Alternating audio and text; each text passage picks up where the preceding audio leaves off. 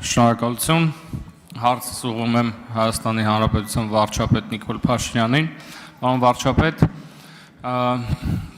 վերջին շրջանում շատ է քննարկվում Հայաստանի կառավարություն եւ եկեղեցի հարաբերությունները եւ մասնավորապես այն թեմաները, որ այսօր հիմնականում քննարկվեցին այդ թվում ազգային ժողովի ամբիոնից եւ հասարակական տարբեր շրջանակներում այս հարցը բնականաբար մեծ քննարկումների առիթ է տվել եւ այս քննարկումների շրջանակներում ամենահաճախ հնչող հարցերից մեկը նա է, թե ինչու է կառավարությունը հենց այս բանին որոշել այս հարցերը բարձրացնել, որովհետեւ կա տպավորություն, որ այս խնդիրները մեր հանրության շրջանակներում վաղուցվանից արդեն պարզ էին եւ հանրության լայն շրջանակներում արդեն տեղեկացված էին այն բոլոր խնդիրների մասին, մասնավորապես արատավոր խնդիրների մասին, որոնք կան մեր եկեղեցում։ Ես կխնդրեի այս հարցին անդրադառնալ։ Շնորհակալություն։ Հարցին կպատասխանի Հայաստանի Հանրապետության վարչապետ Նիկոլ Փաշինյանը, համեցեք պարոն վարչապետ։ Շնորհակալ եմ պարոն Աղաջանյան հարցի համար։ Այսօր իրականում լրագրողների հետ զրույցի ընթացքում նրանք նույնպես տվեցին այդ հարցը, թե ինչու հիմա, երբ այդ ամենը բոլորը գիտեին, ես ձեզ էլ պիտի խոստովանեմ, որ ես երկար ժամանակ առանձնապես լուրջ չեմ վերաբերվել այդ բոլոր լուրերին, ինչի մասին այսօր ասում եմ, որովհետև դե մտածել եմ մանավանդ այսօր մամուլում ինչի մասին ասես, ինչ ասես գրում են եւ ես չեմ մտածել, որ դա նման բան ընդհանրապես հնարավոր է, որքան էլ դա միամիտ հնչի եւ պիտի ասեմ նաեւ, որ իմ լրագրողական գործունեության ընթացքում էլ ես չգիտեմ ինչպես է դա պատահել, բայց ես այդ թեմաների հետ առնչվելու առիթ չեմ ունեցել, բայց ինձ համար մի բան է խոսակցությունը, մի բան է բամբասանքի ժանրին նմանվող ինչ-որ մի բան եւ բոլորովին ուրիշ բան է ապացուցելի փաստը։ Երբ որ իմ առաջ եղել է ապացուցելի փաստ, այսինքն ես արդեն չէի կարող համոզված չլինել այդ լուրերի ճշմարտացիության մեջ, որպես հայ առաքելական եկեղեցու հետևորդ, որպես մարդ, որ ունի հոգևոր կյանք, ինձ համար հարց էր, թե ինչպես պետքա ես վերաբերվեմ այս ամեն ինչին, եւ ինձ համար պարզ էր, որ ես այդ ամեն ինչին պետքա վերաբերվեմ համաձայն հայ առաքելական եկեղեցու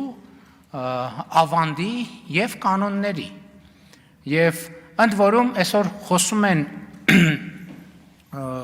նաեւ ընդդիմության ներկայացուցիչները, ասում են եկել են կուսության հարց են քննարկում։ Հարգելիներս, կուսության հարց չենք քննարկում։ Քննարկում ենք լեգիտիմության հարց։ Լեգիտիմության հարց, որովհետև 356 թվականին տեղի է ունեցել Աշտիշատի ժողովը, որը մեր եկեղեցու համար սահմանել է կուսակրոնության դաս, որը պետք է պահի եկեղեցու ավանդը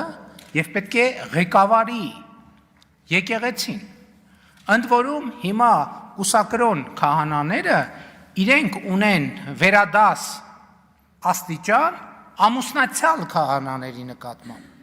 Հիմա ամուսնացյալ քահանաները ամուսնացած մարդիկ են եւ այսինքն ոչ մի վերապահում նրանց չկա, որովհետեւ իրենք իրենց ուխտը չեն խախտել։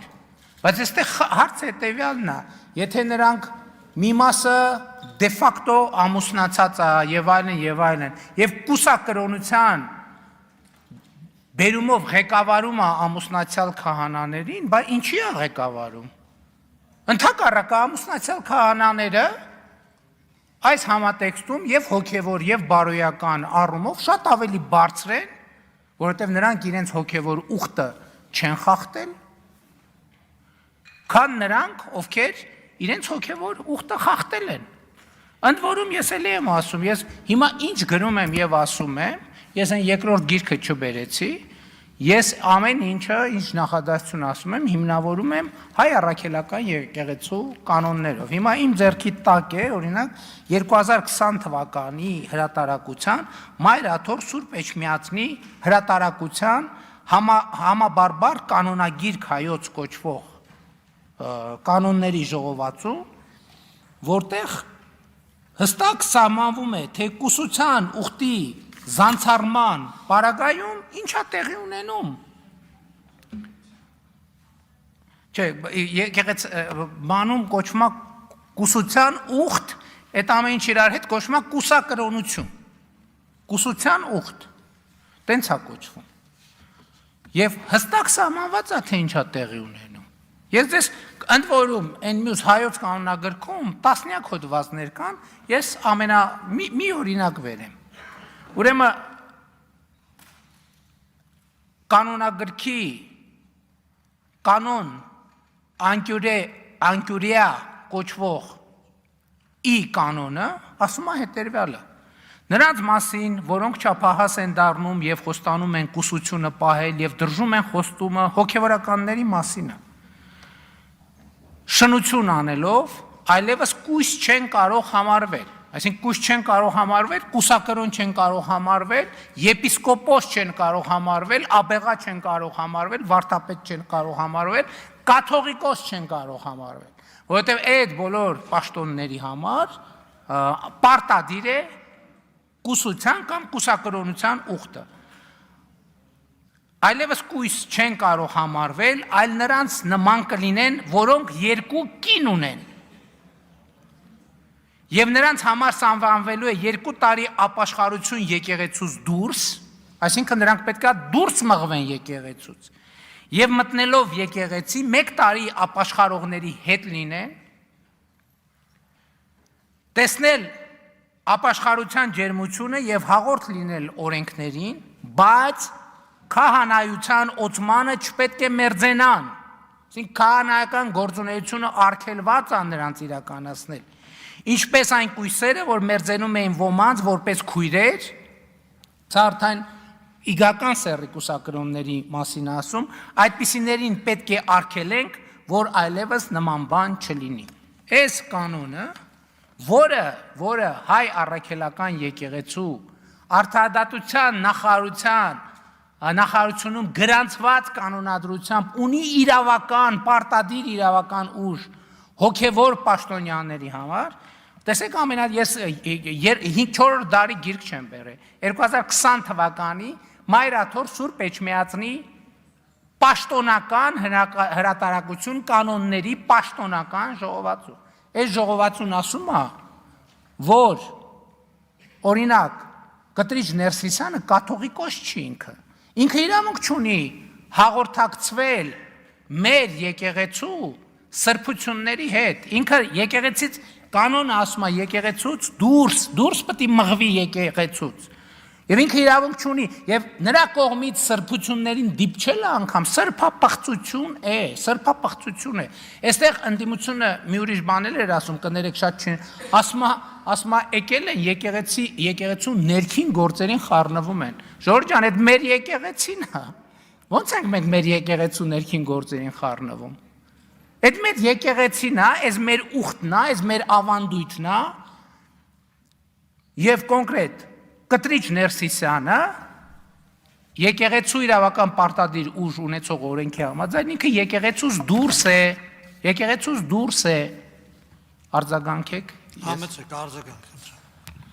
Շնորհակալություն, պարոն վարչապետ, եւս մեկ հարց, մեր ընդդիմախոսները հաճախ այս քայլերը եւ այս հարցադրումները կապում են եկեղեցու քաղաքականությամբ զբաղվելու համատեքստում իրենց բնորոշմամբ ռեպրեսիաների, կառավարության կողմից իրականացված ռեպրեսիաների տեսքով եւ ես անկեղծորեն նաեւ ինքս կուզեի այդ համատեքստում մեր կողմից այդ հարցը բարձրացնել, իսկ ընդհանրապես արդյոք եկեղեցին իրավունք ունի ծավալել այն գործունեությունը, որը վերջին 1 եւ ավել տարիների ընթացքում ծավալում է եւ մանավանդ այն համատեքստում, երբ մեզ մեղադրում են հակասահմանադրական ընդհուպ գործունեության մեջ, կուզեի անդրադառնալ եկեղեցի կառավարություն հարաբերություններին այս համատեքստում, այսինքն կառավարությունը մտնում է եկեղեցու ներքին գործերի մեջ եւ հակառակը եկեղեցին մտնում է քաղաքականության մեջ։ Պարոն Աղաջանյան, տեսեք, եկեղեցին քաղաքականությամբ զբաղվում էր 2020 թվականին։ Եկեղեցին քաղաքականությամբ զբաղվում էր 2021 թվականին, եկեղեցին քաղաքականությամբ զբաղվում էր 2022 թվականին, եկեղեցին քաղաքականությամբ զբաղվում էր 2023 թվականին, եկեղեցին քաղաքականությամբ զբաղվում էր 2024 թվականին։ Այդ հարցերի մասին ես խոսել եմ, չեմ խոսել։ Ինչի եմ հիմա խոսում, որովհետև հիմա ես առերեսված եմ փաստի հետ, որպես հայ առաքելական եկեղեցու հետևորդ, եւ այո, նաեւ որպես վարչապետ, որովհետեւ չեմ կարող կիսել այդ երկու իմ բնությունները, առերեսվել եմ փաստի հետ, որ մեր սրբության սրբոցում տեղի ունենում պղծություն։ Հասկանում եք, ես տեղի իմ ոչ միայն իմ, բայց այդ թվում նաեւ իմ սրբության սրբոցում տեղի ունենում պղծություն։ Ես գիտեք, ես հոգևոր զգացմունքներ ունեցող մարդ եմ եւ դա երբեք չեմ էլ թաքցրել։ Ես ասենք Սուրբ Զատիկը եւ Սուրբ Ծնունդը ուղերձով եմ հանդես գալիս եւ սաղմոս եմ արտասանում։ Ես երբեք իմ հոգևոր զգացումները չեմ թաքցրել։ Եվ ես հիմա առերեսված եմ այս փաստի հետ։ Ես մի կողմից մեր եկեղեցին, մեր սրբության սրբոցը, մյուս կողմից իմ ու Աստծո հարաբերությունները։ Չեմ կարող, այս փաստը ուղղակի նայեմ, ասեմ, վայ, դիտորդ եմ ես չեմ կարող դիտորդ լինել, որովհետև մեր, այդ թվում նաև իմ սրբության սրբոցը գտնվում է պղծություն իրականացնող կուսակրոնության ուխտագիրը խախտած, ընդ որում կուսակրոն քահանաները բոլորը առանց բացառության, երբ որ կուսակրոնություն են ընդունում, իրանք Մայրաթորի խորանի առաջ ծնկաչոք տեքստ են արտասանում, երդվում են, որ չեն երդվում, որովհետև նոր կտակարանը ասում է մի երդվիր, ասում են, որ ուխտը ստանձնում են եւ խոստանում են, որ կուսակրոնության ուխտը ստանձնում են կամավոր եւ խոստանում են, որ կպահեն, հավատարիմ կմնան եւ կվարեն պարկեշտ կյանք եւ այլն եւ ստորագրում են այդ թուղթը։ Իրենք իրենց ստորագրած թուղթը խախտել են։ Ոնց կարանք մենք թույլ տանք, որ վեհարանում գտնվի մի մարդ, որը արհամարել է Մայրաթոր Սուրբ Էջմիածնի խորանի առաջ ծնկաչոք իր ստանձնած ուխտը, ոնց կարանք մենք դա հանդուրժենք։ Եվ ոչ միայն նա, ես համաձայն չեմ հանդուրժել դա։ Եվ բոլոր եմ փորձը, թե սա ընդեմ սա հանուն եկեղեցու է, որովհետև Մայրաթոր Սուրբ Էջմիածինը պետք է ուխտադրուժ երթմնազանց պղծաբարո ներկայությունից ազատվի։ Շնորհակալ եմ, կներեք, որ երկարացրի։